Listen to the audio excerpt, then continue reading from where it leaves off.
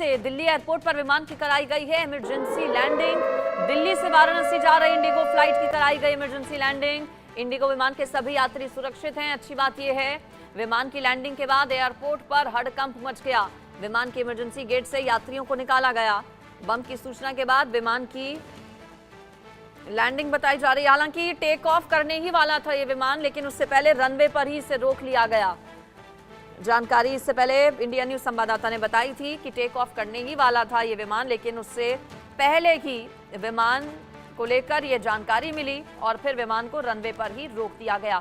ज्यादा डिटेल्स इस पर मैं ले लेती हूँ। मेरे साथ हमारे संवाददाता आयुष शर्मा जुड़ गए हैं। आयुष, क्या ये थ्रेट कॉल था या फिर कुछ बरामद हुआ है प्लेन से? जांच क्या हो गई है प्लेन की?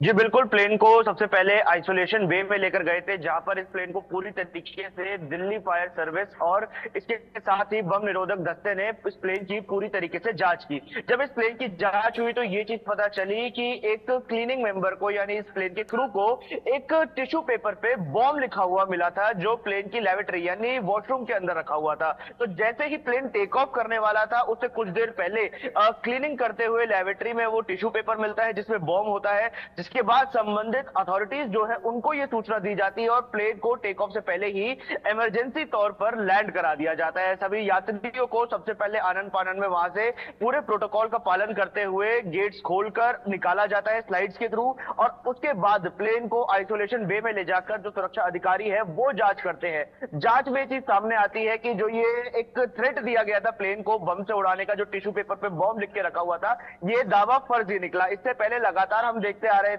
फिर चाहे कल शाम को मुंबई एयरपोर्ट को मिली धमकी हो, ताज होटल को मिली धमकी हो, और दिल्ली में 150 से ज्यादा स्कूलों को मिली जो ये धमकी थी, तब से एक सिलसिला शुरू हो चुका है जहां पर ये चीज सामने आती है कि जितने भी ऐसी कॉल्स आ रही है, चाहे ईमेल के जरिए हो, फोन के जरिए हो या फिर ऐसे लेटर के जरिए हो, ज्यादातर फर्जी निकलती है। जी बिल्कुल, इससे पहले आपने जिक्र किया मुंबई का, कुछ दिन पहले ये एक ट्रेंड सा चल गया था, एक सेम पैटर्न पर सभी स्कूल्स को, देश के अलग अलग राज्यों में स्कूल्स को इस तरह की धमकियां दी गई थी।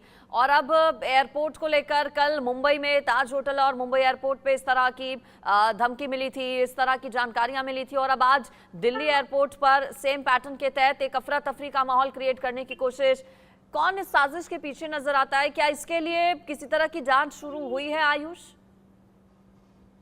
जी बिल्कुल, देखिए इस एंगल पर जांच शुरू हो चुकी है, क्योंकि जब सबसे पहले ये हॉक्स कॉल मिलने का सिलसिला शुरू हुआ था तो सबसे पहले धमकी मिली थी दिल्ली के द्वारका स्थित डीपीएस स्कूल में, और उसके बाद आधे घंटे के अंदर ही एक एक दर्जन करके लगभग 150 से ज्यादा स्कूल हो गए थे दोपहर 12 बजे तक, जहां पर धमकी मिली। उसके अगले दिन जयपुर में सिलसिला पहुंच जाता है, जयपुर के बाद बेंगलोर में, मुंबई एयरपोर्ट पर, और यहाँ तक कि गृह मंत्रालय को भी बम से उड़ाने की धमकी मिलती है ईमेल के जरिए। फिर एक सिलसिला शुरू होता है राजधानी दिल्ली के हॉस्पिटलों में ईमेल के जरिए बम से धमकी देने का। पहले ये सिलसिला सरकारी अस्पताल में जाता है और धीरे धीरे प्राइवेट अस्पतालों को भी अपनी जद में ले लेता है।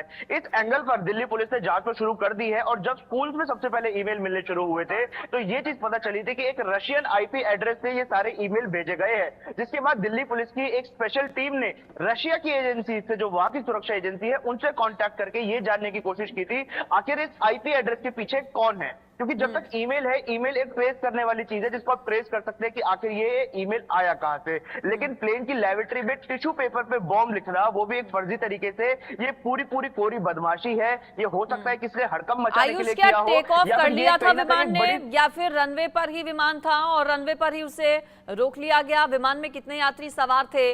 और चूंकि प्लेन के भीतर इस तरह का टिश्यू आप बता रहे मिला है जिस पर बॉम्ब लिखा हुआ था, तो ये किसकी साजिश हो सकती है? क्या पहले से चेकिंग नहीं हुई थी? जब विमान में उड़ान भरने के लिए तैयारी हो गई थी उसके बाद नजर गई इस टिश्यू पर?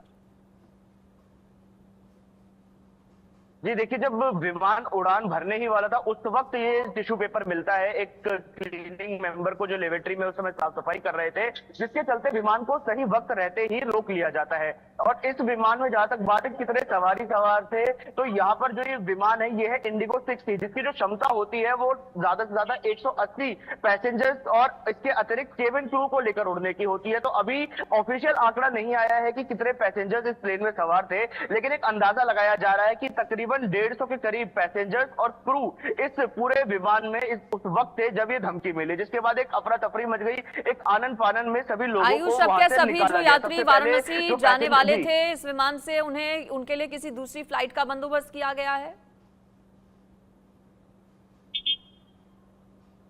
अभी तक इंडिगो की तरफ से ये चीज स्पष्ट नहीं हुई है कि जो पैसेंजर्स जिनको दिल्ली से वाराणसी जाना था उनके लिए दूसरी फ्लाइट का बंदोबस्त हो पाया या नहीं। लेकिन न्यूज एजेंसी के माध्यम से ये चीज पता चली थी कि कुछ लोग ऐसे थे जो एयरपोर्ट से बाहर निकल रहे थे। न्यूज एजेंसी ने उनसे बातचीत भी करने की कोशिश करी और उन्होंने बताया कि आखिर उस वक्त क्या हुआ था प्लेन में। लेकिन ये चीज अभी तक स्पष्ट नहीं हो पाई है कि क्या दूसरे विमान से उन्हें कहीं और भेजा जाएगा या फिर फिलहाल दिल्ली पर ही उन लोगों को हॉल्ट किया गया है। चलिए ठीक है आयुष, आपका शुक्रिया इस पूरी खबर पर जानकारी देने के लिए।